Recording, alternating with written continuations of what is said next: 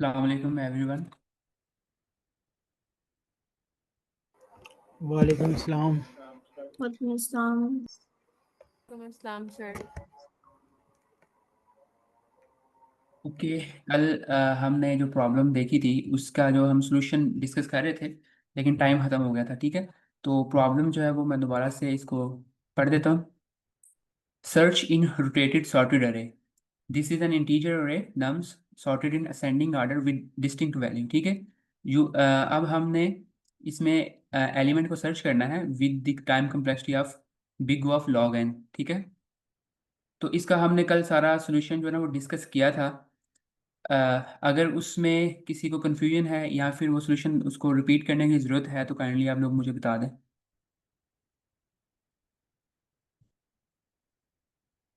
जी sir, repeat कर दें।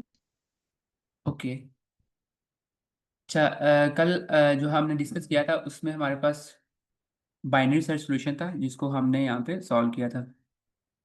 तो सिंपल, सबसे पहले उसने हमारे जो है वो लेफ़्ट और राइट पॉइंटर सेट किए थे, और उसके बाद गिव मी 1 मिनट प्लीज़।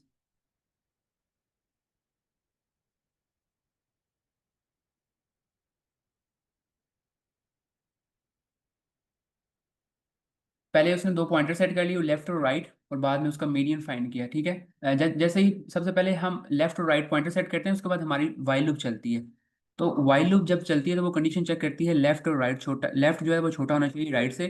तो उसके बाद वो फिर मीडियन मिड पॉइंट फाइंड करता है। ठीक है, तो हमने मिड पॉइंट यहाँ पे फाइंड कर लिया था इसका, और फाइंड करने के बाद जो है ना वो यहाँ पर इसका जो है ना वो मिड अगर तो टारगेट के इक्वल होगा तो वो रिटर्न कर देगा, अदरवाइज उसने या तो लेफ्ट पे जाना है या फिर राइट पे जाना है। तो इसमें प्रॉब्लम ये थी कि हमें ये नहीं पता कि हमारा जो टारगेट है वो किस साइड पे हो सकता है। तो हमने जो चीज़ सॉल्यूशन डिस्कस किया था वो ये था कि इसकी एटलीस्ट एक साइड जो है ना वो सॉर्टेड होगी। तो हम जो है ना वो पहले सॉर्टेड लिस्ट के अंदर से सर्च करेंगे। तो अगर तो हमें वो सॉर्टेड लिस्ट के अंदर एलिमेंट मिल जाता है तो हम जो अनसॉर्टेड है उसको स्किप कर देते हैं। लेकिन अगर हमें सॉर्टेड के अंदर एलिमेंट नहीं मिलता तो फिर हम सॉर्टेड को स्किप करके जो अनसॉर्टेड है उसकी तरफ मूव कर जाएंगे। तो इस तरह हम इस प्रॉब्लम के ऊपर अपनी बाइनरी सर्च लगा सकते हैं। क्योंकि आप लोगों के माइंड में ये क्वेश्चन आ सकता है कि अगर हमें दोनों साइड पर सर्च करने की जरूरत पड़ रही है तो फिर ये बाइनरी सोल्यूशन तो ना हुआ, क्योंकि बाइनरी सोल्यूशन में तो हम हर पॉइंट पे इसको हाफ में डिवाइड करते हैं। ठीक है, लेकिन इसमें हम एक्चुअल में उसको हाफ में ही डिवाइड कर रहे हैं, लेकिन हम पहले दोनों में चेक कर रहे हैं कि हमारा जो टारगेट है वो किस साइड पे हो सकता है। तो एक जो सॉर्टेड साइड है वो हमारी इस चीज़ में हेल्प कर रही है। ठीक है, तो हमने इसका जो ना वो डिटेल में ये चीज़ कल डिस्कस भी की थी कि उसने सबसे पहले देखना है कि हमारी कौन सी साइड सॉर्टेड है। तो हम सबसे पहले लेफ्ट साइड को देखते हैं कि क्या वो सॉर्टेड है या नहीं। ठीक है, तो पहले मुझे इसका मिड देख लेने दीजिए। हाँ, एग्जैक्टली यही इसका मिड है, 10 एलिमेंट है तो उसके 5 वाले पे मिड होगा। ठीक है, तो जब हमने सॉर्टेड चेक करना है तो सॉर्टेड चेक करने के लिए हम उसके जो मिड की वैल्यू है ना उसको लेफ्ट वाली सेल वैल्यू के साथ कंपेयर करते हैं। यहाँ पे लेफ्ट की वैल्यू 7 है और मिड की वैल्यू जो है वो 1 है।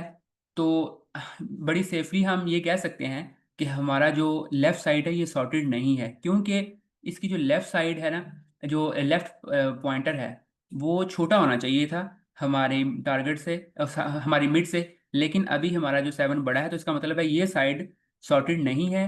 तो बड़ी हम कॉन्फिडेंटली ये कह सकते हैं कि अगर ये साइड सॉर्टेड नहीं है तो ये साइड साइड सॉर्टेड होगी ही होगी।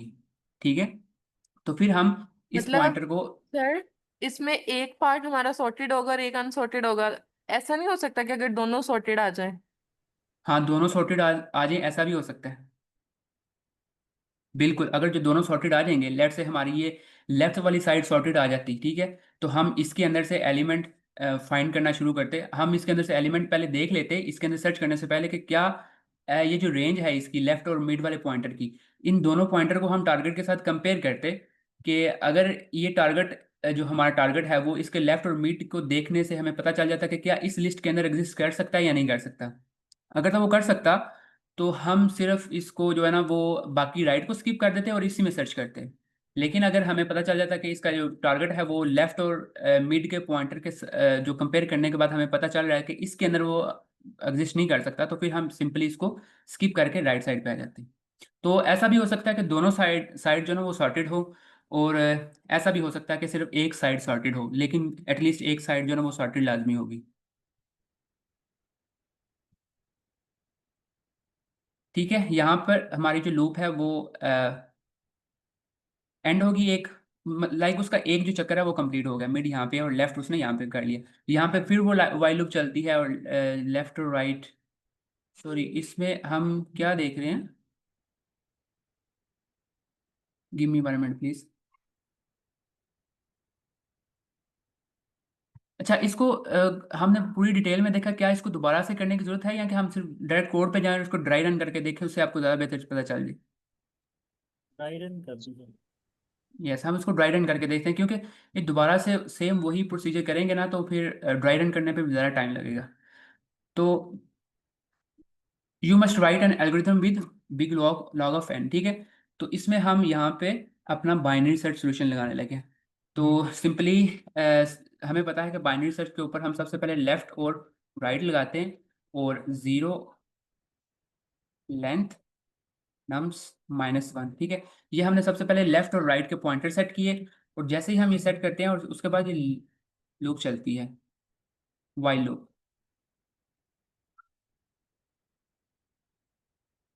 जब ये वाइल लूप चलेगी तो ये सबसे पहले अपना मिड को फाइंड आउट करें।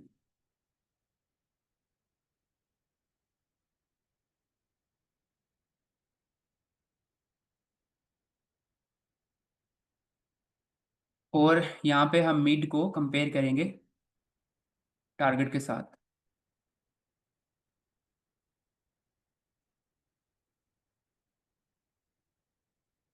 अगर वो उसके साथ कंपेयर हो रहा है तो हम सिंपल मिड को रिटर्न करवा देंगे, लेकिन अगर वो नहीं हो रहा तो यहाँ पर ट्रिकी पार्ट आता है, यहाँ पे हम किस साइड पे जाएंगे। तो हम पहले लेफ्ट साइड को चेक कर लेते हैं कि क्या लेफ्ट साइड हमारी सॉर्टेड है या नहीं। Check if left side is sorted. तो हमने लेफ्ट साइड को चेक करना है कि सॉर्टेड है या नहीं, तो हम किस तरह कर सकते हैं, सिंपल हम एक इफ कंडीशन लगा देंगे, और उसके जो लेफ्ट वाला पॉइंटर है उसको हम कंपेयर करवा लेंगे नम्स के मिड वाले के साथ। तो कंपेयर किस तरह करवाएंगे, ये छोटा होना चाहिए या एटलीस्ट इक्वल होना चाहिए मिड वाले के साथ, ठीक है। तो अगर हमारा लेफ्ट साइड जो है वो छोटी है या इक्वल है मिड के, तो इसका मतलब है कि हमारी लेफ्ट साइड सॉर्टेड है। लेकिन अगर ऐसा नहीं है, अगर ये लेफ्ट साइड छोटी नहीं है, तो हम ये कह सकते हैं कि इसकी जो दूसरी राइट साइड है ना वो सॉर्टेड ही होगी, ठीक है। तो यहाँ पे मैं लिख देता हूँ,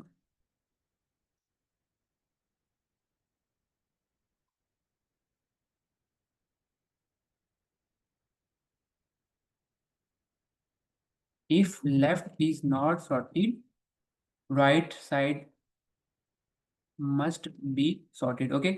तो हम इसमें अगर लेफ्ट साइड सॉर्टेड है तो हम इसके लिए कोड लिख लेते हैं। तो इसमें हम डायरेक्ट उसमें सर्च करना शुरू नहीं कर देंगे, हम इसमें चेक करेंगे कि क्या हमारा जो टारगेट है वो इसकी लेफ्ट साइड में एग्जिस्ट कर सकता है या नहीं।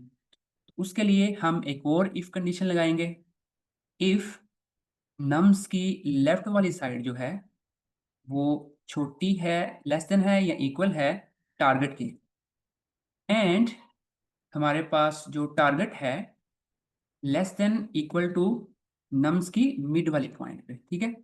अगर तो हमारा जो टारगेट है वो लेफ्ट साइड से बड़ा है या इक्वल है, और हमारा टारगेट मिड से छोटा है या इक्वल है, तो इसका मतलब है हमारा जो ये टारगेट है वो इस लेफ्ट साइड के अंदर एग्जिस्ट कर सकता है। तो अगर ये एग्जिस्ट कर सकता है तो हम सिंपली क्या करेंगे, हमें श्योरिटी होगी कि अगर ये दोनों कंडीशन ट्रू है, तो अगर तो हमारा एलिमेंट एग्जिस्ट करता है तो वो लेफ्ट साइड पे ही करता है, अदरवाइज वो एग्जिस्ट ही नहीं करता। तो हम सिंपली इसकी जो राइट साइड है ना उसको डिस्कार्ड कर सकते हैं। तो राइट साइड को डिस्कार्ड करने के लिए हम किस पॉइंटर को मूव करवाएंगे, कोई काइंडली मुझे बता दे।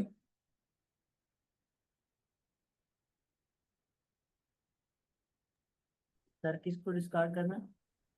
राइट साइड को हमने स्किप करना है, हमने सिर्फ लेफ्ट साइड के अंदर एलिमेंट को सर्च करना है। सर राइट वाले राइट पॉइंटर को राइट को लेफ्ट माइनस कर साइड देंगे, पे move करना। -1। Right yes, minus. राइट को हम कर देंगे मीट -1, ठीक है। हमने यहाँ पर ये देख लिया कि अगर ये दोनों कंडीशन ट्रू हैं, हमारी जो लिस्ट है वो सॉर्टेड भी है, और हमारा जो टारगेट है वो इस लेफ्ट वाली साइड की रेंज में भी आ रहा है, तो हम सिंपल उसकी राइट वाली साइड को स्किप कर देंगे और वो हम इस पॉइंटर के थ्रू कर सकते हैं, ठीक है। लेकिन अगर वो इसके अंदर एग्जिस्ट नहीं कर रहा तो फिर हम क्या करेंगे? अगर हमारी लिस्ट तो सॉर्टेड है लेकिन वो इसके अंदर एलिमेंट एग्जिस्ट नहीं कर रहा, तो हम फिर क्या करेंगे? लेफ्ट को जो है वो मूव करेंगे राइट। एग्जैक्टली फिर हम इसी जो हम इस बिल्कुल सर आप सही कह रहे हैं, हम इसकी लेफ्ट साइड जो है ना उसको स्किप कर देंगे। तो लेफ्ट साइड को हम स्किप करने के लिए सिंपल ये लिख देते हैं। ओके, अब यहाँ तक ये चीज़ होगी, हमने इसको हैंडल कर लिया। अब ये यहाँ तक कोड को मैं एक्सप्लेन करता हूँ कि अगर तो उसकी जो सबसे पहले चेक करेगा कि लेफ्ट साइड सॉर्टेड है या नहीं। ये कोड ये चेक कर रहा है। तो अगर उसको लेफ्ट साइड सॉर्टेड मिलती है तो फिर वो चेक करेगा कि क्या ये हमारे पास टारगेट लेफ्ट साइड के अंदर एग्जिस्ट कर सकता भी है या नहीं। अगर तो कर सकता है तो वो फिर राइट साइड को स्किप कर देता है। अगर वो नहीं कर सकता तो फिर वो लेफ्ट साइड जिसमें जिसमें वो सर्च कर रहा है उसी को स्किप करके अपने पॉइंटर को मिड की तरफ लाइक मिड +1 कर देता है। इसका मतलब है उसने लेफ्ट साइड को ही स्किप कर दिया, ठीक है। अब दूसरी कंडीशन है, लेट से हमारी जो लेफ्ट साइड जो है वो सॉर्टेड नहीं है। इसका मतलब है हमारी राइट साइड सॉर्टेड होनी चाहिए। तो अब इस ये सॉर्टेड है तो इसमें हम किस तरह चेक कर सकते हैं? अब इसमें हम ये वाली कंडीशन नहीं लिखेंगे, हम इसमें सिर्फ ये दूसरी इफ और एल्स वाली कंडीशन लिखेंगे कि क्या इसके अंदर एलिमेंट भी एग्जिस्ट कर रहा है या नहीं।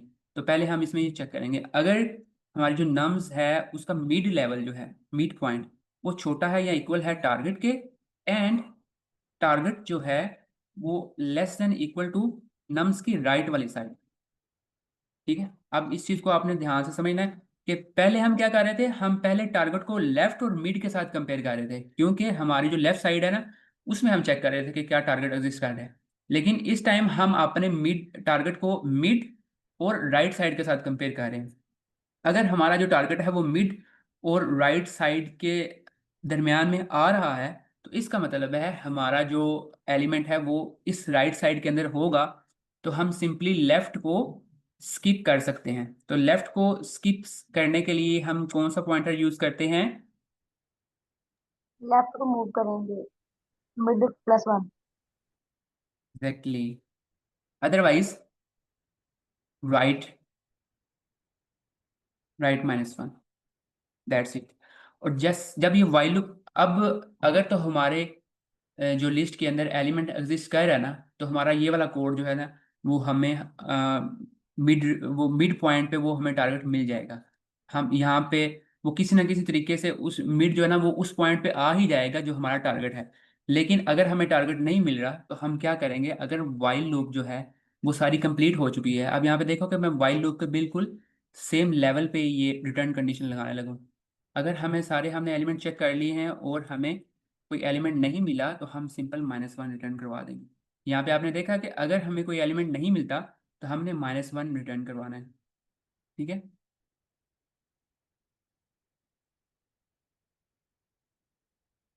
अभी ये हमारा सोल्यूशन एक्सेप्टेड है, मैं इसको सबमिट भी करता हूँ।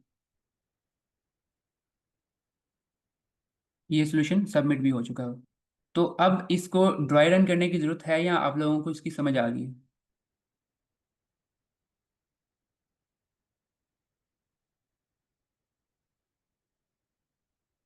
समझ आ गई है sir. Thank you so much ma'am.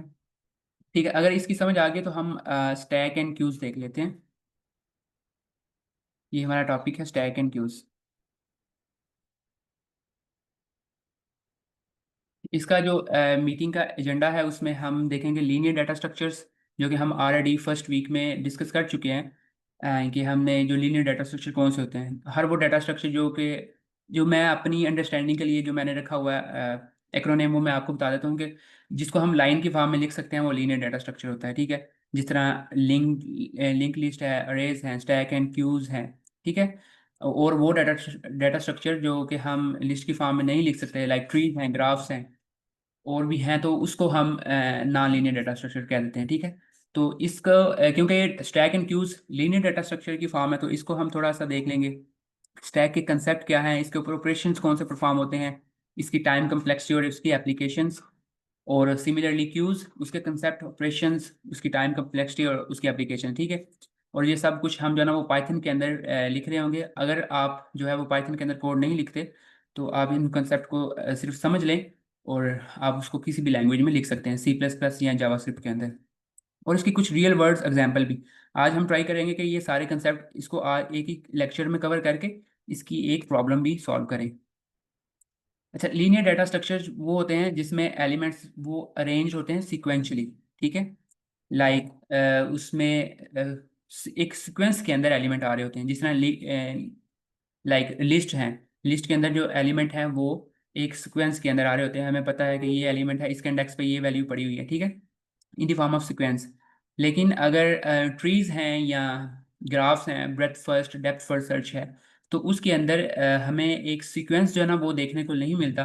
तो इस वजह से हम इसको लीनियर डाटा स्ट्रक्चर कह रहे हैं। इसकी two main linear data structures की टाइप हैं, like stack and queues. Stack क्या होता है? Last in first out, LIFO इसको कहते हैं, लास्ट इन फर्स्ट आउट। और क्यूज क्या होता है? वो है first in first out. Like अगर हमने एक एक्चुअल में हम स्टैक और क्यूज जो है ना वो पाइथन की लिस्ट के अंदर ही इम्प्लीमेंट करेंगे। इसको इम्प्लीमेंट करने के और भी तरीके हैं, इसकी जो pre defined out of the box library भी हैं। तो लेकिन हम जो पाइथन की लिस्ट जो है ना उसी को यूज़ करेंगे, और उसके अंदर हम इसको देखेंगे कि स्टैक क्यू हम किस तरह प्रॉब्लम्स के अंदर सॉल्व कर सकते हैं। लेट्स से हमारे पास अगर एक लिस्ट है और हम उसके अंदर कोई एलिमेंट ऐड करें, तो वो लिस्ट के एंड पे जाएगा ना एलिमेंट। लाइक उसके एलिमेंट जो उसके एंड पे ऐड हो रहा है, और जब हम उसके अंदर से एलिमेंट को निकालें तो वो एंड वाला ही निकले, तो हम उसको स्टैक कह देते हैं। हम इसकी डिटेल में देखते हैं, अभी सिर्फ आप इसको ये देख ले कि लास्ट इन फर्स्ट आउट क्या है और फर्स्ट इन फर्स्ट आउट क्या है। और अगर हम कोई एलिमेंट अपनी किसी लिस्ट के अंदर ऐड करते हैं, और वो एलिमेंट जब कोई एलिमेंट हम और भी मज़ीद उसमें एलिमेंट ऐड कर लेते हैं, तो जिस सीक्वेंस के अंदर एलिमेंट ऐड हुए थे वो उसी सीक्वेंस में आउट हों। लाइक पहले यहाँ पर मुझे जो है ना इसको थोड़ा सा एनोटेट करना पड़ेगा। हमारे पास एक लिस्ट है 1 2 3 5 6 एंड 7, ठीक है। यहाँ पर आप ये देख रहे हो, अगर मैं इस लिस्ट के अंदर से कोई एलिमेंट निकालूं, तो आप देख रहे हो कि जो सीक्वेंस था वो ये था कि सबसे पहले 1 एलिमेंट गया था, लिस्ट के अंदर ऐड हुआ था।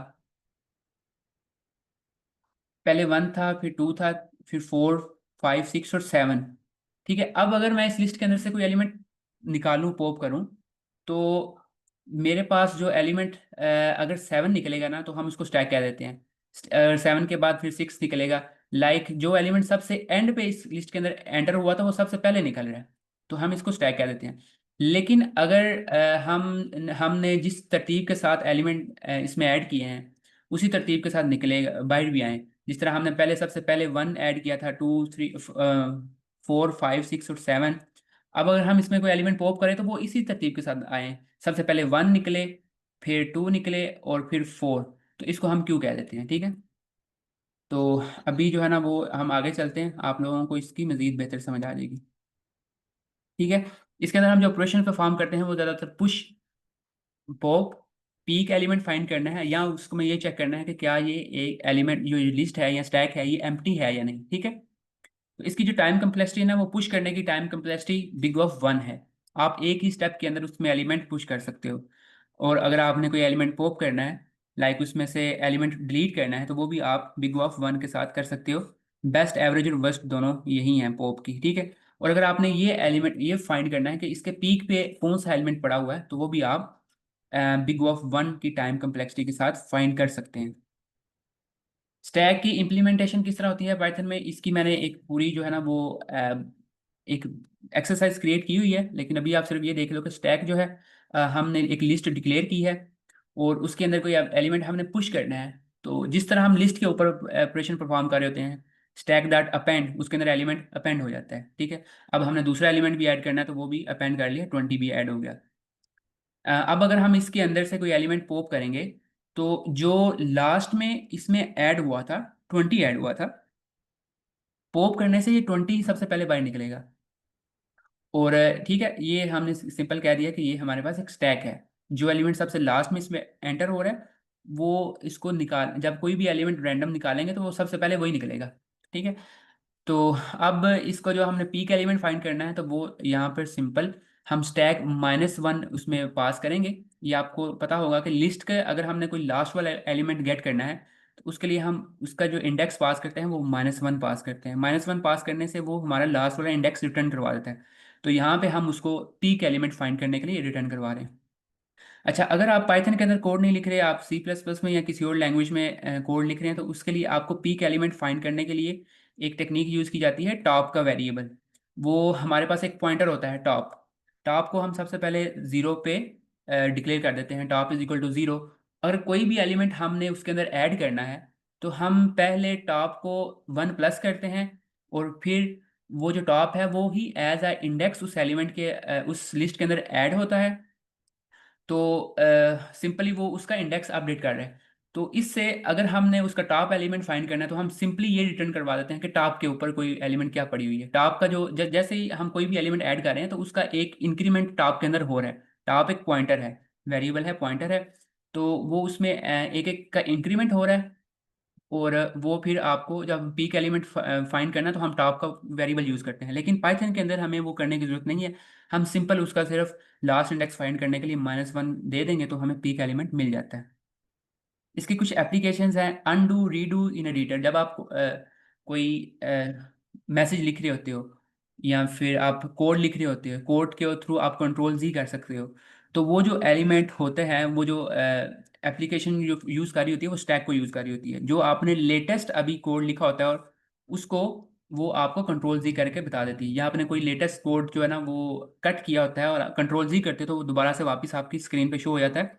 तो वो यही ऑपरेशन है कि जो अभी अभी लेटेस्ट था, जो लास्ट इन हुआ था, वही फर्स्ट आउट हो रहा है। ठीक है। आपकी ब्राउज़र हिस्ट्री जो है ये भी इसको स्टैक को यूज़ कर रही होती है। एक यहाँ पे आपको ये चीज़ शो हो रही है, ये बटन है, इसके ऊपर अगर मैं इसको प्रेस करूँगा तो जो लेटेस्ट पेज ओपन था मेरे पास वो यहाँ पे शो हो जाएगा। तो इसको भी स्टैक की एक एप्लीकेशन कह देते हैं। फंक्शन कॉल स्टैक, ठीक है। फंक्शन जब हम कॉल करते हैं बैक ट्रैकिंग के अंदर, तो जो फंक्शन पहले कॉल होता है वो जो है ना वो जो सबसे लास्ट पे कॉल होता है बैक ट्रैकिंग के अंदर, वही सबसे पहले जो लास्ट में इन होता है वो सबसे पहले कॉल होता है। ठीक है। तो ये इसको भी फंक्शन कॉल स्टैक कहते हैं। पैरेंथेसिस मैचिंग जो है ना ये भी इसकी एप्लीकेशन है। इससे रिलेटेड हम एक जो है ना वो प्रॉब्लम भी करेंगे। यहाँ पे मैंने वो यहाँ पे लिखी हुई है। आज अगर हमें टाइम मिला तो हम इसी के ऊपर आज काम करेंगे कि ये पैरेंथेसिस की प्रॉब्लम हम किस तरह सॉल्व कर सकते हैं with the help of stacks. और आपने एक्सप्रेशंस की वैल्यूएशन करनी है। Expression like multiple, division, plus और माइनस। तो ये आपने किसी इक्वेशन के अंदर अगर इसको भी एवेलुएट करना है या इसके ऊपर कोई ऑपरेशन परफॉर्म करना है तो वो भी स्टैक के थ्रू होती है। कंपाइलर कंस्ट्रक्शन अगर आपने यूनिवर्सिटी में पढ़ा होगा तो उसमें हमने ये चीज़ डिटेल में पढ़ी थी कि आप ऑपरेशंस को किस तरह स्टैक के थ्रू, जब एक लैंग्वेज की ग्रामर लिखी जा रही होती है तो वो किस तरह स्टैक के थ्रू यूज़ होती है। अब यहाँ पे बात कर लेते हैं क्यूज़ की। अच्छा, क्यूज़ में जाने से पहले अगर स्टैक से रिलेटेड कोई कन्फ्यूजन है या फिर कोई क्वेश्चन है तो आप पूछ लें।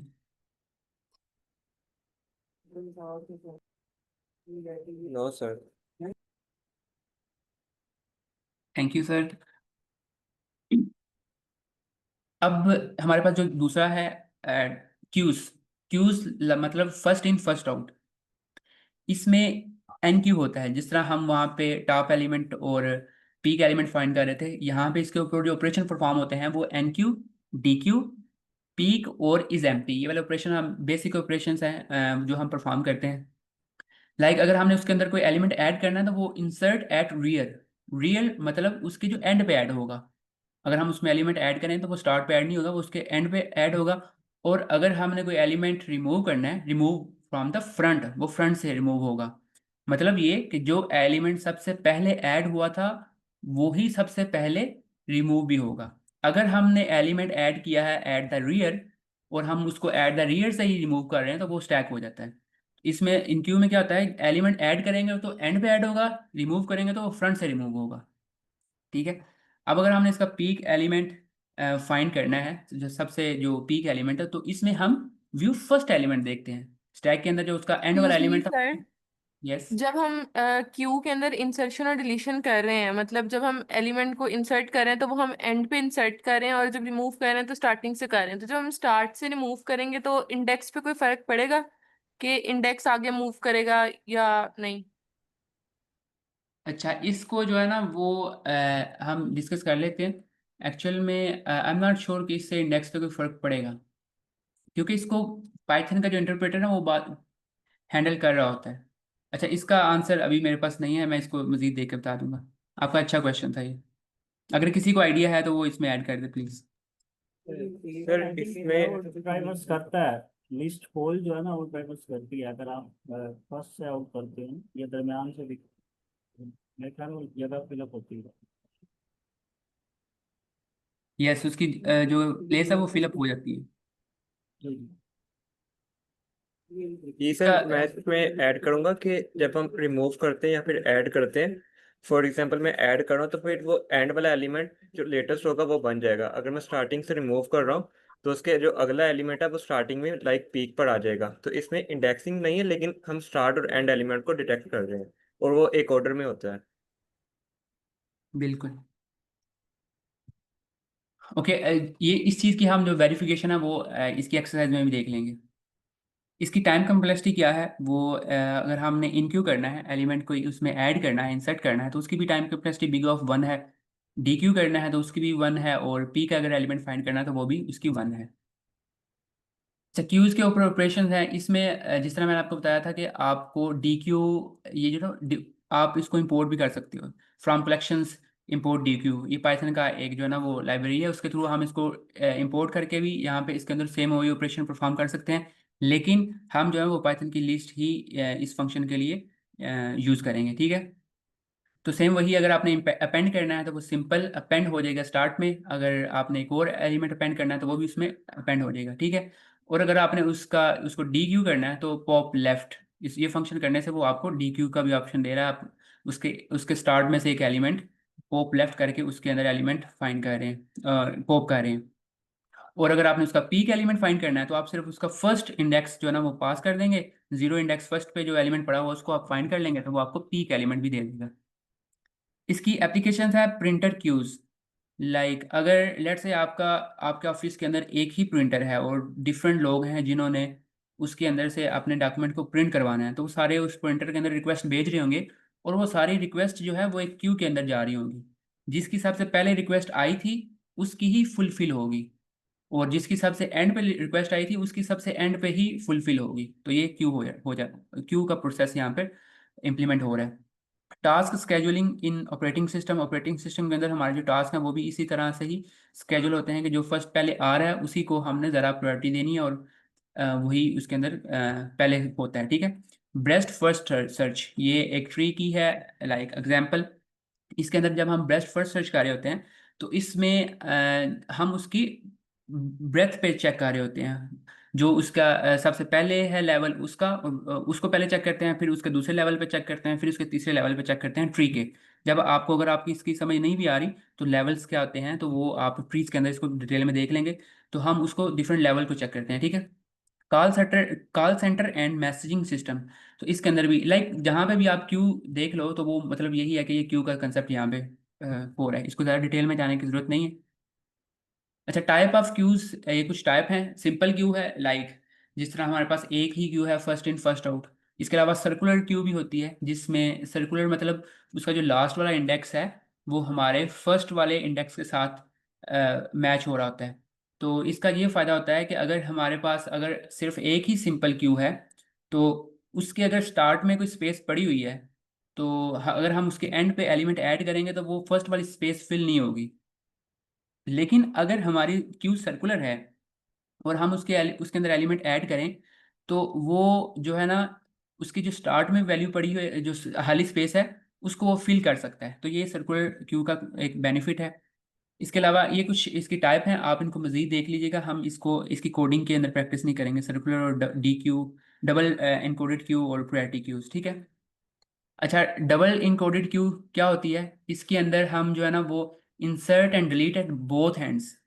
सिंपल क्यू के अंदर हम सिर्फ एलिमेंट डिलीट करने के लिए फर्स्ट से डिलीट कर रहे थे, और इंसर्ट करने के लिए सिर्फ एंड से इंसर्ट कर रहे थे, एट द रियर।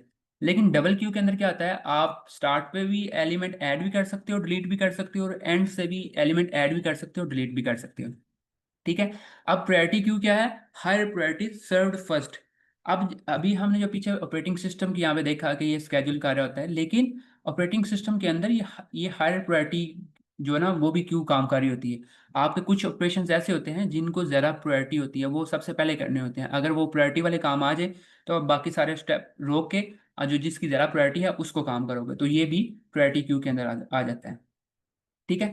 अब स्टैक और क्यूज का एक जनरल ओवरव्यू है, इसको हम देख लेते हैं कि इसका जो डिफरेंस है क्या है, इसके फीचर्स, इंसर्शन, डिलीशन और इसकी एग्जांपल है। ठीक है। तो अगर हमने स्टैक की अगर इंसर्शन देखे तो वो कहाँ पे होती है, वो उसके टॉप पे होती है। स्टैक को अगर मैं यहाँ पे आपको सिंपल बना दूँ, स्टैक की अगर आपके माइंड में इमेज आ जाए तो वो ये होती है स्टैक की इमेज। आपने कोई एलिमेंट इसमें ऐड किया तो वो यहाँ पे आ जाएगा, फर्स्ट एलिमेंट यहाँ पे। अगर कोई और एलिमेंट ऐड किया तो वो यहाँ पे आ जाएगा। इसके अलावा अगर कोई आपने थर्ड एलिमेंट ऐड किया तो वो यहाँ पे आ जाएगा। ठीक है। अब फर्स्ट एलिमेंट को निकालने का कोई और ऑप्शन ही नहीं है जब तक कि आपके ऊपर वाले ये एलिमेंट दो रिमूव ना हो जाए। तो अगर आपने कोई इसमें एलिमेंट इंसर्ट करना है तो वो इसके टॉप पे ही इंसर्ट होगा। लेट्स से मैंने 4 इंसर्ट करना है तो यहाँ पे इंसर्ट हो जाएगा। और लेट्स से अगर मैंने इसके अंदर से कोई एलिमेंट डिलीट करना है तो वो इसके टॉप से ही डिलीट होगा। इसके नीचे कोई मुझे रास्ता नज़र नहीं आ रहा जिसके थ्रू मैं इसको फर्स्ट वाले को डिलीट कर सकूं। ये इसके टॉप वाला डिलीट होगा। जब ये 4 डिलीट हो चुकेगा, ऊपर स्पेस बन जाएगी, तो फिर ये 3 जो है ये टॉप वाला हो चुका है। तो अब अगर मैं इसको डिलीट करूंगा तो ये 3 वाला डिलीट होगा, पॉप हो जाएगा। और फिर ये 2 वाला डिलीट हो चुका है। और इस तरह हमारा जो जब भी एलिमेंट डिलीट होगा तो वो टॉप पे डिलीट होगा और उसका जो टॉप है वो उससे पहले वाला एलिमेंट बन जाएगा। अब हमारे पास अगर एक ही एलिमेंट है तो एक एलिमेंट ही टॉप है, तो अगर हम इसको डिलीट करेंगे तो ये हमारे पास एक स्टैक जो है ये एम्प्टी हो चुका हुआ है। ठीक है। तो अगर मैंने जो है वो इसकी लिस्ट की आपको एग्जांपल क्यू की एग्जांपल दूँ, तो क्यू जो है वो हमारे पास लेट से इस फॉर्म में है। यहाँ पे एलिमेंट अगर हमने ऐड करना है तो वो एंड पे ही ऐड होगा, और अगर आपने रिमूव करना है तो वो यहाँ से रिमूव होगा। ठीक है। तो 1 था, जिस तरह एलिमेंट 1 2 3 4। अब अगर मैंने एलिमेंट इसके अंदर ऐड करना है तो वो इसके एंड पे, एट द रियर, रियर मतलब उसकी बैक साइड पे एलिमेंट ऐड होगा, फिफ्थ यहाँ पे होगा। लेकिन अगर मैंने एलिमेंट उसके अंदर से कोई रिमूव करवाना है तो ये 1 वाला रिमूव होगा, फिर ये 2 वाला रिमूव होगा, फिर ये 3 वाला रिमूव होगा। ठीक है। अब इसकी एग्जांपल्स क्या हैं। एग्जांपल ये है कि स्टैक जो है वो अनडू इन वर्ड्स, जब आप वर्ड लिख रहे होगे, मैं पहले भी ये बयान कर चुका हूँ, दोबारा से फिर रिपीट कर रहा हूँ कि अगर आप वर्ड लिख रहे हो और आपने जो पहले वर्ड लिखे हैं या फिर जो ऑलरेडी लिख चुके हो उसको अनडू करना है, उसको ख़त्म करना है, तो आप पहले वाले एलिमेंट पे स्टेप पे चले जाते हो और वो आपका जो एटलीस्ट जो एट द टॉप उसकी प्रेफरेंस में होता है ना, तो वो आपको रिटर्न करवा देता है कि इससे इससे पहले आपने ये वर्ड लिखा था। फिर अगर आप कंट्रोल दी करोगे तो वो फिर उससे पीछे चला जाता है, फिर ऐसे पीछे जाता जाता है और वो आपको बता देता है कि एंड पे आपकी स्टैक के अंदर कौन सा एलिमेंट पड़ा हुआ था वो होता है। और एक टाइम आता है कि जब आप कंट्रोल जी कर रहे होते हो और वो पीछे नहीं जा रहा था, इसका मतलब है उसको स्टैक जो है ना वो एम्प्टी हो चुका हुआ है, वो पीछे नहीं जाएगा। तो ये अनडू इन वर्ड्स था। अगर आपने प्रिंटर क्यू की एग्जांपल देखो, क्यू के अंदर एलिमेंट जो भी रिक्वेस्ट भेज रहे हैं ऑफिसर्स, वो इसकी एंड पे आ रही हैं, सारी की सारी रिक्वेस्ट एंड पे आ रही हैं। आगे प्रिंटर जो है वो काम कर रहा है और वो प्रिंटर जो है ना वो सारी की सारी रिक्वेस्ट को 1 बाय 1 करके पेजेस जो है ना वो बाहर निकालता जा रहा है प्रिंट करके। तो ये प्रिंटर की इन क्यू की एग्जांपल थी। ठीक है। स्टैक क्या है, थिंक सिंपल ये है, last thing in first thing out, ये स्टैक है। इसको अगर हम एक और भी नाम दें, first thing out last in, last thing in. ठीक है। तो ये इसको इस तरह भी कह सकते हैं, फर्स्ट आउट लास्ट इन या फिर लास्ट इन फर्स्ट आउट। और क्यू क्या है, क्यू जिस तरह वेटिंग लाइन होती है कि कोई भी जो टास्क है जिस प्रेफरेंस के साथ आ रहा है वो उसी प्रेफरेंस के साथ उसको जो है वो इम्पोर्टेंस मिलेगी। कोई ऐसा नहीं होगा कि जो एंड पे आके पहले चला जाए। ठीक है। अब इसकी प्रैक्टिस क्या है, ये कुछ प्रॉब्लम्स हैं जो कि मैंने यहाँ पे लिखी हैं, हम इसको लिख करेंगे। Implement a stack using Python class, इसकी कुछ प्रैक्टिस हैं। ठीक है। ये प्रॉब्लम का नेम है check if a string has balanced parenthesis using stack. तो ये वाली प्रॉब्लम जो मैंने आपको ऑलरेडी बताया कि जो पैरेंथेसिस वाली प्रॉब्लम है वो आज हम इस पे इंशाल्लाह काम भी करेंगे। Implement Q using D Q. ठीक है। और आप डी क्यू के थ्रू भी आप क्यू को इम्प्लीमेंट कर सकते हैं। हम जो है वो लिस्ट यूज़ कर रहे होंगे। Simulate a printer Q with task. अब ये उसकी कुछ एग्जांपल थी। अब यहाँ पे सिर्फ इसकी समरी है। अगर आप लोगों को क्वेश्चन है तो आप काइंडली पूछ लें, अदरवाइज हम जो इसका कोड है उसकी तरफ चलते हैं।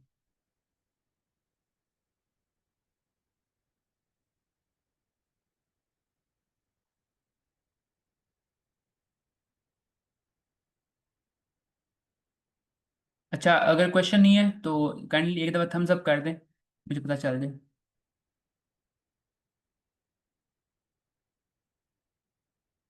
मेरी आवाज़ आ रही है ना आप लोगों को? जी जी, आपकी आवाज आ रही है। समझ आ गई। Okay, thank you.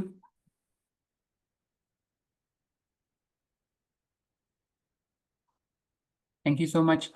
अच्छा, ये एक नोटबुक है। This notebook will help you practice stack and Q operation using Python. ठीक है, तो यहाँ पर मैंने कुछ कोड लिखा हुआ है। सबसे पहले एक लिस्ट क्रिएट करते हैं स्टैक की, स्टैक के नाम से। उसके अंदर हम कुछ एलिमेंट अपेंड करते हैं। स्टैक डॉट अपेंड 10 कर दिया, फिर 20 और फिर 30। ये 3 एलिमेंट मैंने स्टैक के अंदर अपेंड कर लिए।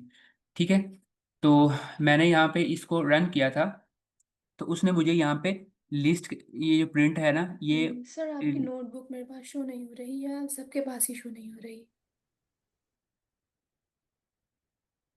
अच्छा, ये नोटबुक आप लोगों को शो नहीं हो रही? काइंडली मुझे बता दें। नहीं सर, नहीं हो रही है। नहीं हो रही, मुझे भी नहीं मैं शो इसको हो रही। दोबारा से शेयर कर देता हूँ।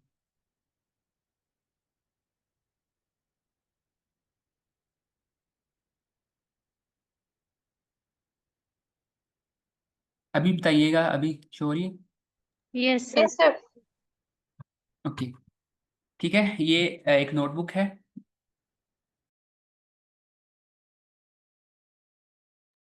इसके अंदर जो है ना वो सारे ऑपरेशंस लिखे हुए हैं, तो ये आपको मैं शेयर भी कर दूंगा।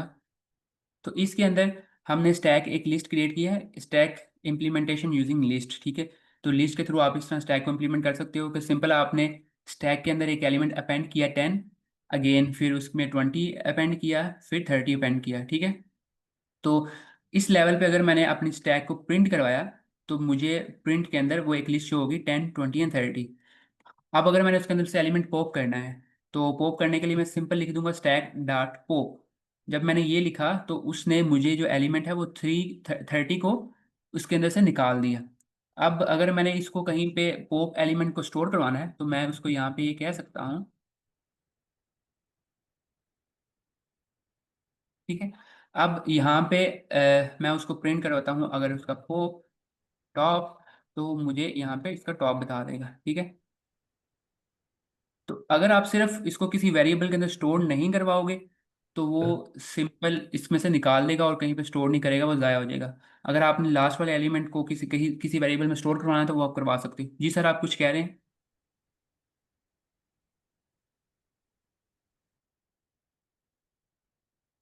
ओके, अगर मैं इसको रन करूं। अच्छा, ये रन क्यों नहीं हो रहा?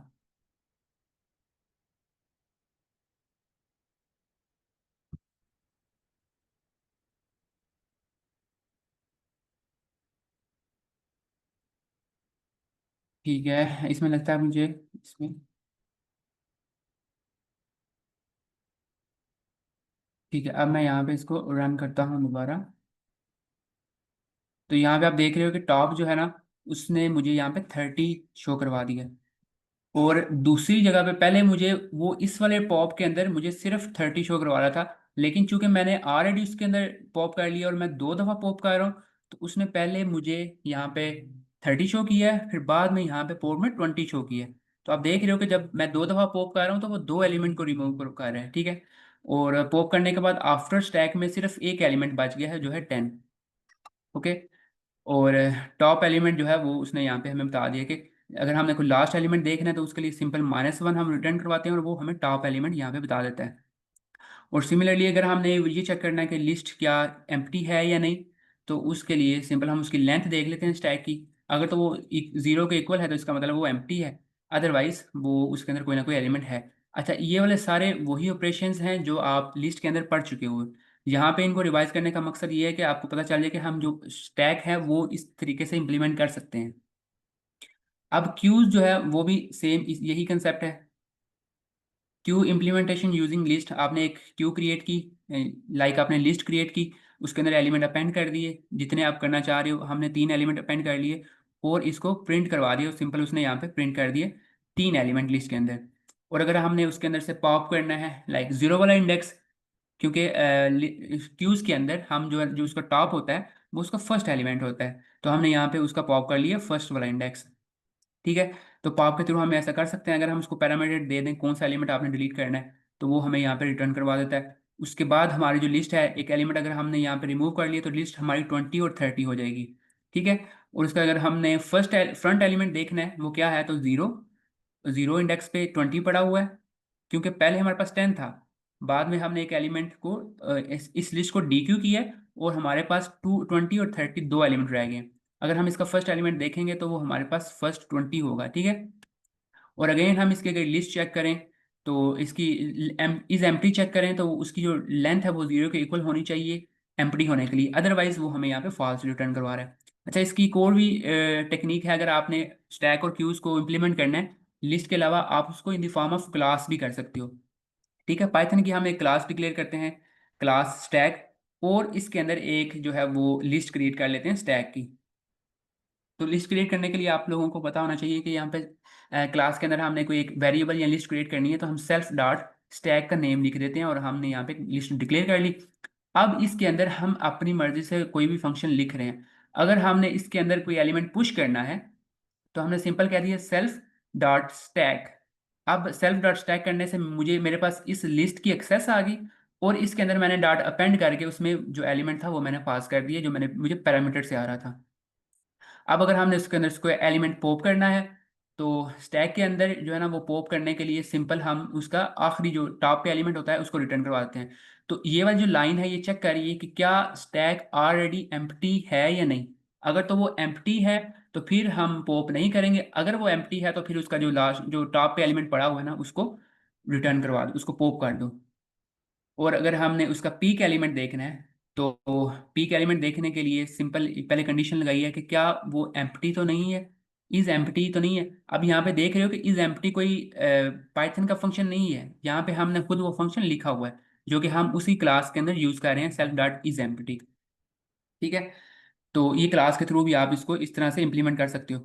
अगर आपने क्लास को यूज करना है तो पहले उसका एक इंस्टेंस क्रिएट करना पड़ेगा, S is equal to stack, stack का एक इंस्टेंस क्रिएट किया। अब हम एस के थ्रू इस इंस्टेंस के थ्रू इसके सारे फंक्शन जो है ना उनको एक्सेस कर सकते हैं और जो यहाँ पे हम वैल्यू ऐड करेंगे या पॉप करेंगे वो इस लिस्ट के अंदर सारे ऑपरेशंस परफॉर्म हो रहे होंगे और हम सिर्फ ऑपरेशन वही परफॉर्म कर रहे हैं जो हमने यहाँ पे डिफाइन किए हुए हैं।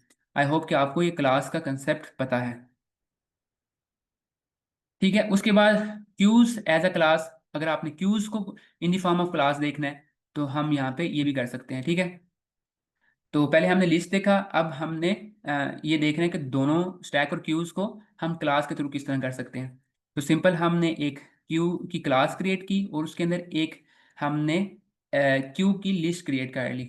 वो हम किस तरह कर सकते हैं, self dot Q is equal to एक एम्प्टी लिस्ट। इसके अंदर हमने अगर उसको इनक्यू करना है लाइक उसके अंदर एलिमेंट अपेंड करना है तो सिंपल उसके हम लास्ट के अंदर एक एलिमेंट अपेंड कर रहे हैं जो कि हमें पैरामीटर में मिल रहा है। ठीक है, डीक्यू करना है तो डीक्यू करने के लिए हमें पता है कि हम उसके फ्रंट से एलिमेंट को डिलीट करते हैं अगर वो लिस्ट एम्प्टी नहीं है तो। अगर वो एम्प्टी है तो हम अगर उसमें से डिलीट करने की कोशिश करेंगे तो वो हमारा जो है ना वो हमें एरर दे देगा। इसी तरह अगर हम पीक जो है उसका एलिमेंट फाइंड करना है तो उसका भी फंक्शन यहाँ पे लिख सकते हैं और बाकी उसको हमने क्यू का एक इंस्टेंस क्रिएट किया और उसके सारे यहाँ पे ऑपरेशंस परफॉर्म कर दिए। यहाँ ये चीज़ें आपको पता चल चुकी हैं। अगर कोई क्वेश्चन नहीं है तो हम यहाँ पे प्रॉब्लम के ऊपर आ जाते हैं।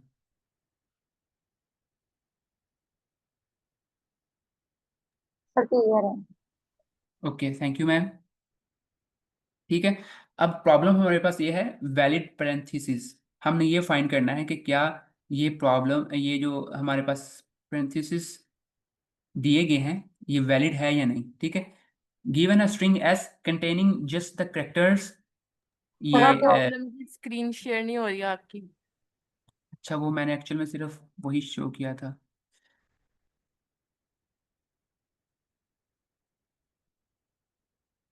आई होप कि आप शो हो रही है। जी सर, हो रही है।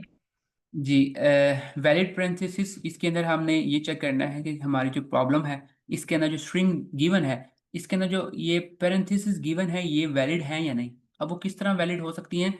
Given a string S containing just the characters, round bracket, opening round bracket, close round bracket, और ये कर्ली ब्रेसेस और फिर स्क्वेयर ब्रेसेस, ठीक है। Determine if the input string is valid. अब हमने वैलिड किस तरह चेक करना है? अगर तो उसकी यहाँ पे देखिए एक ओपनिंग राउंड ब्रैकेट है और एक क्लोजिंग राउंड ब्रैकेट है, तो ये एक वैलिड ऑपरेशन है। दोनों ब्रेसेस जो है ना वो आपस में क्लोज हैं। लेकिन अगर हम यहाँ पे नीचे आए और यहाँ पे देखिए एक तो ब्रैकेट जो है वो राउंड ब्रैकेट है और दूसरी स्क्वेयर ब्रैकेट है, तो ये एक ऑपरेशन वैलिड नहीं है। तो यहाँ पे हम सिंपल फॉल्स रिटर्न करवा रहे हैं, ठीक है। N input string is valid if, valid किस कब है? जब open brackets must be closed by the same type of brackets. अगर जिस जिस टाइप से ब्रैकेट ओपन हो रही है अगर उसी के साथ वो क्लोज हो रही है तो वो फिर वैलिड है। Open brackets must be close in the correct order.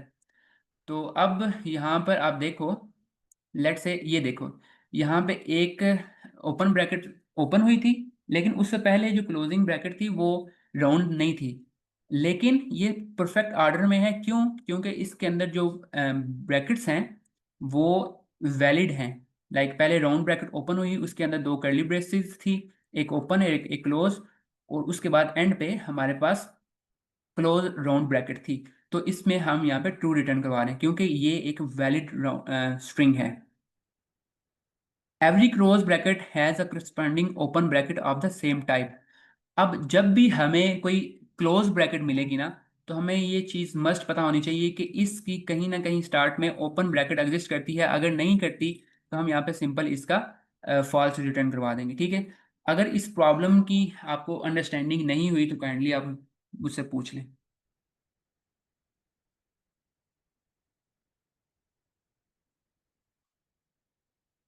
I hope कि आपको समझ आ चुकी है। समझ आ गई है तो सर। ओके, हम इसको करेंगे स्टैक के through with the help of stack. Let's say हमारे पास कुछ ब्रैकेट्स लाइक ये स्ट्रिंग है 1 2 एंड 3, इसके अंदर कुछ ब्रैकेट्स गिवन है, round bracket, two round bracket और एक स्क्वायर ब्रैकेट। सिमिलरली यहाँ पे हमें open and close round bracket, square bracket and curly braces हैं, और यहाँ पे हमारे पास राउंड ब्रैकेट है, ठीक है। तो हम इसको स्टैक के थ्रू किस तरह से कर सकते हैं? इसका सोल्यूशन देने से पहले अगर आप लोगों के माइंड में कोई इसका आंसर है तो आप काइंडली बताएं।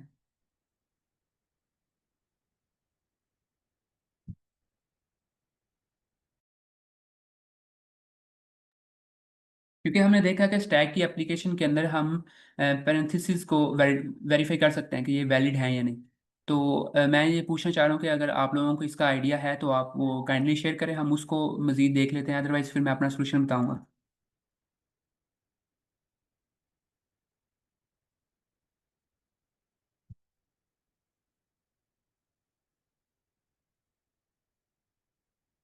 सर इसमें आई थिंक जो एक तरह का सिंबल होता है, अगर उसकी दूसरे सिंबल से आई थिंक कोई पावर वगैरह कम या ज्यादा हो तो वो उसको आई थिंक पॉप कर देता है। इसमें इस तरह का कुछ होता है स्टैक के बिल्कुल, अंदर जब हम सिंबल्स को डील कर रहे होते हैं। एग्जैक्टली सर, आपने आधी बात तो सही कर दी, लेकिन इसकी समझ नहीं आई कि किस तरह। तो वो मैं बता देता हूँ, कोई बात नहीं। आप जी ये जी। अच्छी चीज़ है कि आपने इसको मेंशन किया। ये मैं आपसे इस वजह से पूछ रहा हूँ, जब भी हम प्रॉब्लम सॉल्व करेंगे तो मैं एटलीस्ट आपसे ही उसका सोल्यूशन लाजमी पूछता हूँ। उसकी रीज़न ये है कि आप अगर उसके बारे में सोचते हैं तो वो आपके माइंड के नर्व्स ओपन हो जाते हैं जो इन्फॉर्मेशन लेने के लिए रेडी हैं। अगर मैं सिर्फ यहाँ पे सोल्यूशन बताता रहूँ और आप उसके बारे में सोच नहीं रहे ये किस तरह वैलिड है, ये ऐसा क्यों नहीं है, ये ऐसा क्यों नहीं है, तो फिर आपको समझ नहीं आएगी। तो आप अगर उसका पहले कुछ ना कुछ, चाहे गलत ही सही, कुछ ना कुछ उसका आंसर लाजमी सोचें, फिर बाद में उसका सोल्यूशन जो है वो देखें कहीं से, चैट जीपीटी से या यूट्यूब वीडियो से, ठीक है।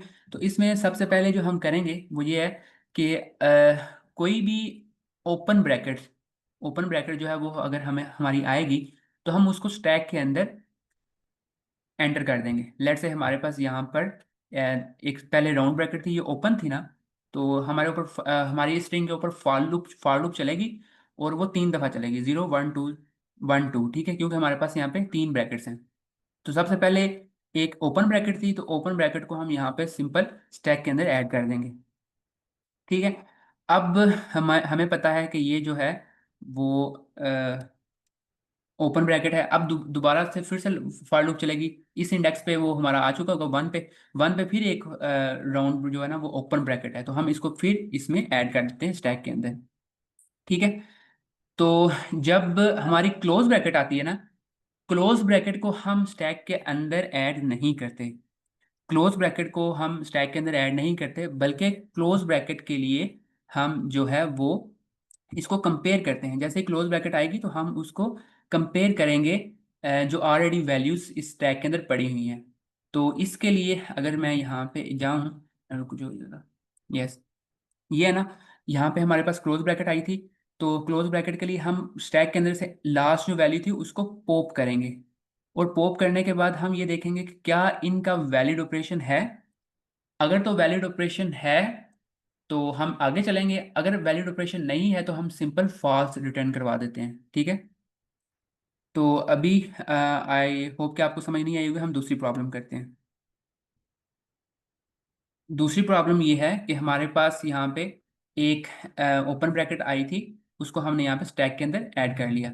अब दूसरी जो है इसके फर्स्ट इंडेक्स पे पड़ी हुई है वो क्लोज ब्रैकेट है। जब यहाँ पे क्लोज ब्रैकेट आ चुकी है तो हम क्या करते हैं, हम सिंपल जो स्टैक के अंदर से लास्ट वैल्यू ऐड हुई थी हम उसको पॉप करते हैं। पॉप करने के बाद इसको कंपेयर करवाते हैं इसके साथ। कंपेयर करवा के हम कुछ भी ऑपरेशन परफॉर्म नहीं करते, हम नेक्स्ट पे चले जाते हैं। नेक्स्ट पे यहाँ पे आप देख रहे हो कि यहाँ पे एक और क्लोज ब्रैकेट है, करली ब्रेसेस है, तो हम इसको यहाँ पे स्टैक के अंदर, give me 1 minute please, square bracket है, तो हम इसको यहाँ पे स्टैक के अंदर ऐड कर देते हैं क्योंकि ये ओपन ब्रैकेट है। अब दोबारा 3 इंडेक्स पे जाएगा तो यहाँ पे क्लोज ब्रैकेट है। जैसे ही क्लोज ब्रैकेट आएगी तो हम क्या, कौन सा ऑपरेशन परफॉर्म करेंगे, हम स्टैक के अंदर जो लास्ट वाली वैल्यू थी उसको पॉप करके उसके साथ कंपेयर करेंगे। ठीक है। अब यहाँ पे तो ये है और इसकी क्लोज ब्रैकेट, ये एक वैलिड ऑपरेशन है। वैलिड ऑपरेशन मतलब हम कोई ऑपरेशन इसको आगे ट्रू या फॉल्स रिटर्न नहीं करवा रहे, हम सिर्फ ये देख रहे हैं ये वैलिड ऑपरेशन है। तीसरी पे हमारे पास कर्ली ब्रेसेस यहाँ पे आ गई, ये ओपन है, ओपन को हम इसके अंदर अपेंड कर देते हैं स्टैक के अंदर। लेकिन अगर कोई क्लोज ब्रैकेट है, यहाँ पे इसके लास्ट वाले इंडेक्स पे क्लोज क्लोज ब्रैकेट पड़ी हुई है, और क्लोज ब्रैकेट जब भी हमारे पास आएगी तो हम इसके जो लास्ट वाली वैल्यू थी उसको पॉप करते हैं। पॉप करके उसको कंपेयर करवाते हैं कि क्या ये वैलिड ऑपरेशन है। यस, एग्जैक्टली वैलिड ऑपरेशन है। जब हमारी सारी वाइल लूप चल फॉर लूप चल चुकी होगी तो फिर बाद में हम देखेंगे कि क्या हमारा स्टैक एम्प्टी है या नहीं। अगर तो हमारा स्टैक एम्प्टी है तो इसका मतलब है कि ये जो सारी इसके अंदर जो पैरेंथेसिस थी वो सही थी और वैलिड थी। ठीक है। लेकिन अगर उसमें कोई ना कोई वैल्यू पड़ी हुई है, जिस तरह हमारा ये वाला केस था, इसके अंदर हमारे पास दो राउंड ब्रैकेट थी, तो एक हमने वो पुश कर भी ली, लाइक हमने पॉप कर भी ली और उसका इसके साथ कंपैरिजन करने की कोशिश की भी, लेकिन स्टिल एक जो ना वो एंड पे पड़ी हुई थी। ठीक है। तो अगर हमारे स्टैक के अंदर कोई वैल्यू जो है वो पड़ी हुई है तो हम सिंपल फॉल्स रिटर्न करवा देते हैं कि ये हमारा वैलिड ऑपरेशन नहीं है। ठीक है। तो हम जल्दी से इसका कोड लिख लेते हैं ताकि आपको समझ आ जाए। तो सबसे पहले कोड लिखने के लिए हमें क्या चीज़ देखनी है कि हमने एक स्टैक क्रिएट करना है एम्प्टी, क्योंकि हमने स्टैक जो पहले बकेट बनाई थी वो स्टैक था। स्टैक के बाद हम उसके अंदर फॉर लूप लगाएंगे और चेक करेंगे कि क्या इसके हर एलिमेंट को कंपेयर करो। ठीक है। यहाँ पर हम ये देखेंगे कि अगर करेक्टर जो है वो इक्वल टू किसके है, राउंड ब्रैकेट के, या फिर करेक्टर जो है वो इक्वल टू किसके है, कर्ली ब्रैकेट के, या फिर करेक्टर करेक्टर किसके इक्वल है, स्क्वायर ब्रैकेट के।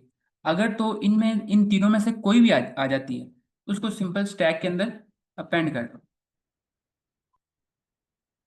अगर हमारी कोई भी, क्योंकि हमें पता है कि हमारे पास सिर्फ 3 ही ब्रैकेट्स हो सकती हैं जो कि ओपन है, ये राउंड, कर्ली और स्क्वायर ब्रैकेट। ठीक है। अगर इसमें से कोई भी है तो इसको सिंपल अपेंड कर दो। लेकिन अगर इनमें से नहीं है तो सिंपल इसका मतलब है वो क्लोजिंग ब्रैकेट ही होगी जो इन तीनों के अलावा नहीं होगी। अगर वो इन तीनों में से है तो हम सबसे पहले चेक करेंगे कि स्टैक एम्प्टी तो नहीं है। अच्छा, इसको हम बाद में देखते हैं। सबसे पहले हम क्या करेंगे, अगर वो एम्प्टी नहीं है, लाइक वो ओपनिंग नहीं है, तो वो क्लोज है, तो क्लोज के लिए हम सिंपल उसके स्टैक के अंदर से एलिमेंट पॉप करते हैं। पॉप कर लिया, और पॉप करने के बाद हमने उसको फिर चेक किया, अगर करेक्टर जो है वो इक्वल टू हमारी इस चीज के है एंड टॉप जो है वो इक्वल नहीं है इस ब्रैकेट के, ठीक है, ओपनिंग ब्रैकेट के। अगर तो हमारा जो क्लोज ब्रैकेट थी वो तो क्लोजिंग थी, लेकिन जो टॉप हमने उसके अंदर से पुश किया था वो हमारा ओपन ब्रैकेट नहीं था, तो सिंपल यहाँ पे रिटर्न कर दो फॉल्स। इसका मतलब है हमारा ये जो ऑपरेशन है ये सही, इसमें पैरेंथेसिस नहीं है। अगेन इसको करेक्ट चेक करो करेक्टर्स को, अगर तो ये इसके सर एक इक्वल बार है। रिपीट कीजिएगा अपनी बात वापस से। अच्छा, इसमें हम ये कंपैरिजन कर रहे हैं, यहाँ पे आपने देखा ना कि यहाँ पे हम कंपैरिजन कर रहे थे कि पहले एक इस लिस्ट के अंदर से क्लोजिंग ब्रैकेट को देखते थे, और यहाँ पर जो लास्ट एलिमेंट था पुश हुआ था, क्योंकि जब भी हमारे पास क्लोजिंग ब्रैकेट आएगी ना तो हम उसको लिस्ट के अंदर से स्टैक के अंदर से एक एलिमेंट पॉप करवा के उसके साथ कंपेयर करते हैं। तो अगर उसका वैलिड ऑपरेशन बन रहा है तो हम उसको आगे चलते हैं, अदरवाइज हम उसको फॉल्स रिटर्न करवा देंगे, क्योंकि अगर एक भी ऑपरेशन फॉल्स है तो हमारी सारी स्ट्रिंग ही फॉल्स है, ठीक है। तो यहाँ पे सिर्फ हमने ये किया कि जो हमारा टॉप एलिमेंट हमने पॉप किया था वो उसको टॉप के अंदर हमने यहाँ पे स्टोर करवा लिया, और ये देखा कि क्या टॉप जो है वो क्लोजिंग के, अगर तो हमारा जो करेक्टर है वो ये चीज़ है क्लोजिंग ब्रैकेट है, जो हमारा ये करेक्टर यहाँ पे आ रहा है वो क्लोजिंग ब्रैकेट है, और जो हमने पॉप किया है जो स्टैक के अंदर से निकाला है वो ओपनिंग नहीं है, तो इसका मतलब ये सही वैलिड ऑपरेशन नहीं है, तो इसको यहाँ पे फॉल्स रिटर्न करवा देना चाहिए। ठीक है, अब मैं इसको दोबारा बताता हूँ, हमारे पास टाइम कम है। अगर हमारे पास ये जो है वो इसके इक्वल नहीं है तो सिंपल रिटर्न करवा दो फॉल्स। अब हम तीनों के लिए, तीनों ब्रैकेट्स के लिए ये चेक कर रहे हैं।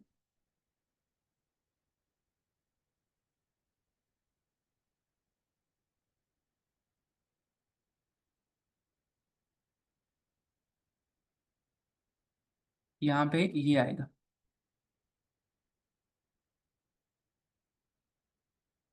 और जब, अच्छा, इसमें वो हर लेवल पे उसको, अगर हमारे पास ओपनिंग ब्रैकेट आ रही है तो वो उसको अपेंड कर रहा है, अगर वो क्लोजिंग ब्रैकेट आ रही है तो उसको स्टैक के अंदर से एक एलिमेंट पॉप करवा के उसके साथ कंपेयर कर रहा है। तो जैसे ही हमारी फॉर लूप एंड हो जाएगी तो हम यहाँ पे रिटर्न करवा देंगे नॉट स्टैक। अगर तो स्टैक एम्प्टी नहीं है तो इसको सिंपल रिटर्न करवा दो, ठीक है। अब जब नॉट स्टैक हम ये इस वजह से करवा रहे हैं कि अगर तो हमारा स्टैक एम्प्टी है तो फिर ट्रू रिटर्न करवाएगा, अदरवाइज वो फॉल्स रिटर्न करवा देगा। तो इसका जो है ना वो क्वेश्चन हम कल लेके मज़ीद इस पे बात करेंगे। जी सर, आप तैयब इकबाल, फ्राइडे के अलावा भी हम प्रेजेंट कर सकते हैं, अगर आपकी कोई प्रॉब्लम है कल स्टैक या क्यू से